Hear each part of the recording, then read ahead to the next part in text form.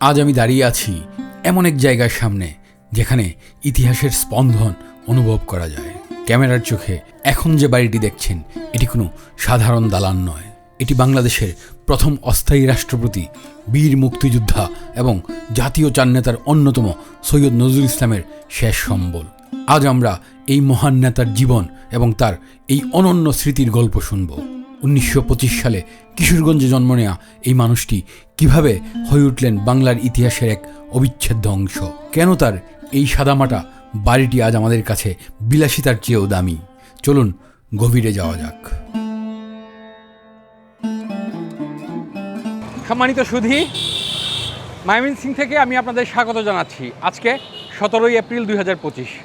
আজ থেকে 55 বছর আগে 17ই এপ্রিল মেহেরপুরে বৈদ্যনাথে একটি অস্থায়ী সরকার গঠন হয়, যেটি মুক্তিযুদ্ধ চলাকালীন সময়ে প্রবাসী সরকার হিসেবে আমরা সবাই জানি। সৈয়দ নজরুল ইসলামের নেতৃত্বেই সেই সরকার পরিচালিত হয়।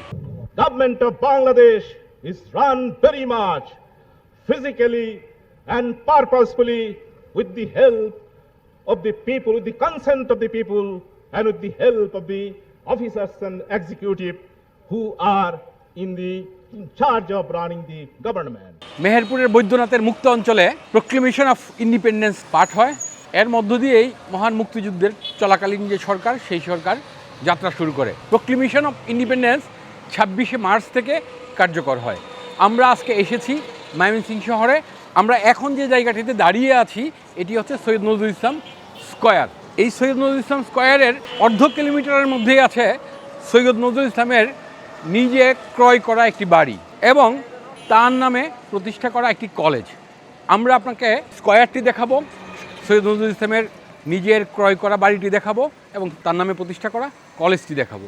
পুরো ভিডিওটি জুড়ে আপনারা আমাদের সঙ্গে থাকবেন।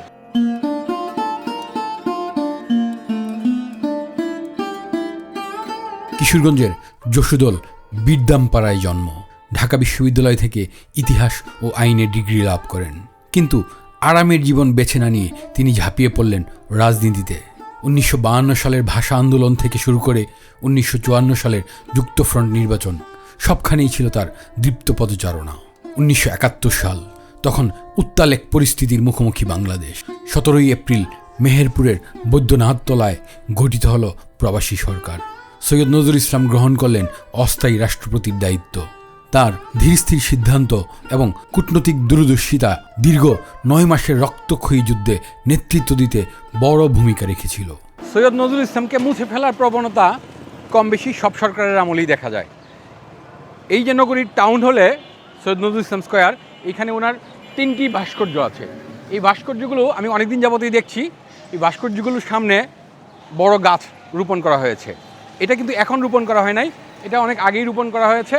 এই যে দেখেন, গাছটির কারণে তার যে মুরালটি আছে সেই মুরালটি দেখা যাচ্ছে না।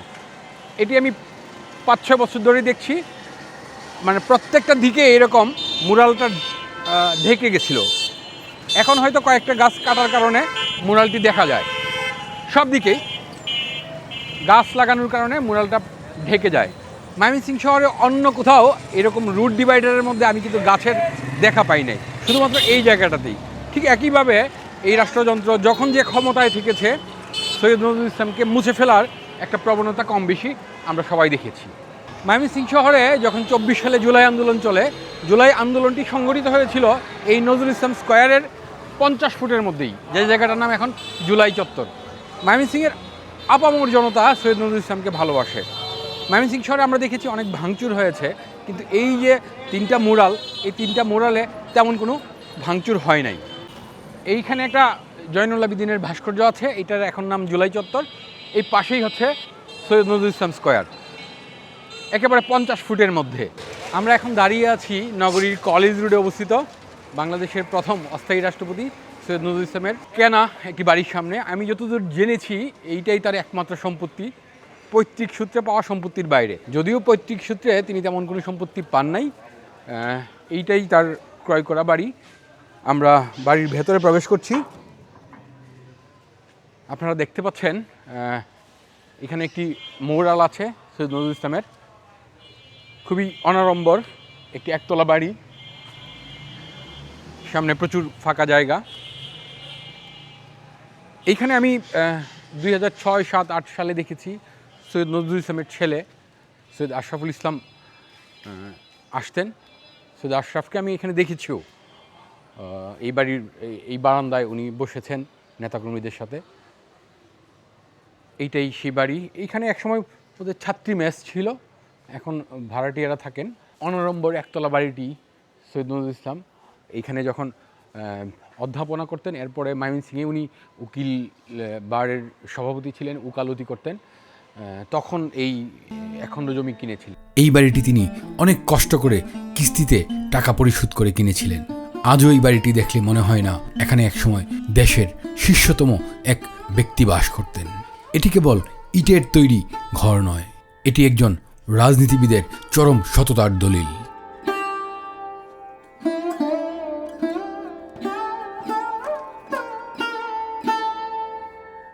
3 নভেম্বর 1975 ঢাকা কেন্দ্রীয় কারাগারে বন্দী অবস্থায় অত্যন্ত নির্মমভাবে তাকে হত্যা করা হয়।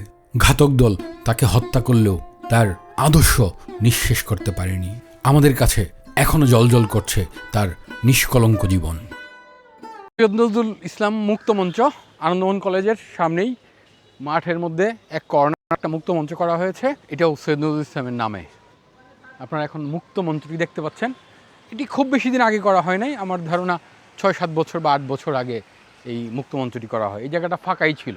আমরা এখন এসেছি নগরীর বিখ্যাত একটি প্রতিষ্ঠান আনন্দমোহন কলেজ। এটি খুব প্রাচীন একটি প্রতিষ্ঠান। এইখানে সৈয়দ নজরুল ইসলাম অধ্যাপনা করতেন পাকিস্তান পিরিয়ডে। এখানে তিনি ইতিহাসের অধ্যাপক ছিলেন। এরপরে এই চাকরিটা ছেড়ে দিয়ে তিনি উকালতি পেশায় যোগ দেন এবং রাজনীতিতে যুক্ত হন। এইখানে ডান পাশে 3টা মুরাল ছিল, এখন আমরা 2টা মুরাল দেখতে পাচ্ছি। মাঝখানের মুরালটা বঙ্গবন্ধু শেখ মুজিবুর রহমানের, যেটি 5 আগস্টের পরে ভেঙে ফেলা হয়। আর এক পাশে আছে আনন্দমোহন বসু এবং সৈয়দ নজরুল ইসলামের মুরাল। সত্যি বলতে আমি কোনো রাজনৈতিক দলের সভ্য নই, যে কথাটি পরিষ্কারভাবে আমি বলতে চাই, আমি আমার মতামত বলতে চাই। এইখানে সৈয়দ নজরুল ইসলামের মুরালটি অপ্রয়োজনীয়। এইখানে শুধুমাত্র এই কলেজটি প্রতিষ্ঠা করেন আনন্দমোহন বসু, এখানে শুধুমাত্র আনন্দমোহন বসুর মুরালটি যথেষ্ট। আমরা দেখেছি বিগত সরকারের আমলে এইখানে একটা দিন দিবসকে উপলক্ষ করে আনন্দমোহন বসু এবং সৈয়দ নজরুল ইসলামের মুরালটি কালো কাপড় দিয়ে ঢেকে ফেলা হয়েছিল। এটি দেখে আমার কষ্ট লেগেছিল।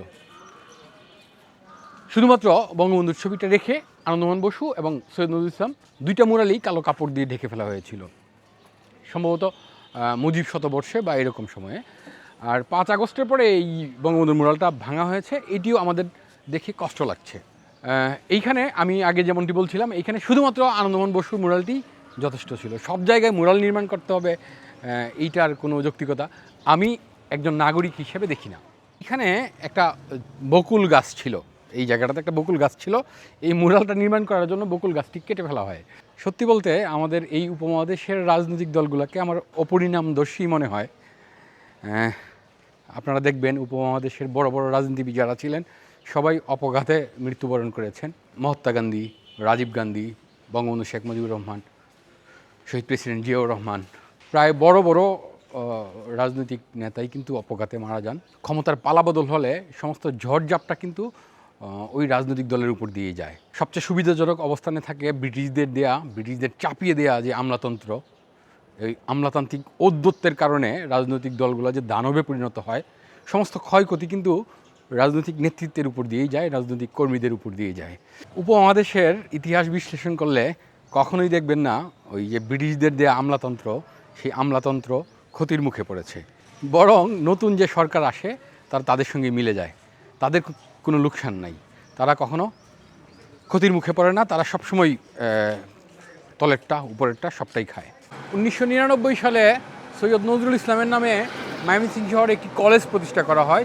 এটি একটি ইন্টারমিডিয়েট কলেজ। প্রতিষ্ঠার পর থেকেই এই কলেজটি তার যে মান সেটি ধরে রেখেছে। এই কলেজ থেকে বহু ছাত্র পড়াশোনা শেষ করে দেশে বিদেশে কর্মরত আছে। নগরীর টাউন হলের উল্টো দিকেই সৈয়দ নজরুল ইসলাম কলেজ। এইটি সৈয়দ নজরুল ইসলাম চত্বর থেকেও 100 গজের মধ্যেই অবস্থিত। সম্মানিত সুধী, সৈয়দ নজরুল ইসলাম আজ আর আমাদের মাঝে নেই, কিন্তু তার আদর্শ এখনও টিকে আছে। সম্ভবত হাজার হাজার বছর টিকে থাকবে, যতদিন বাংলাদেশ থাকবে, লাল সবুজের পতাকা থাকবে। এই অনাড়ম্বর বাড়িটি আমাদেরকে যে শিক্ষা দেয় সেটি হচ্ছে বিত্ত বৈভব তেমন বড় কিছু নয়, মানুষের জন্য করা, মানুষের জন্য আত্মত্যাগই সবচেয়ে বড় কথা।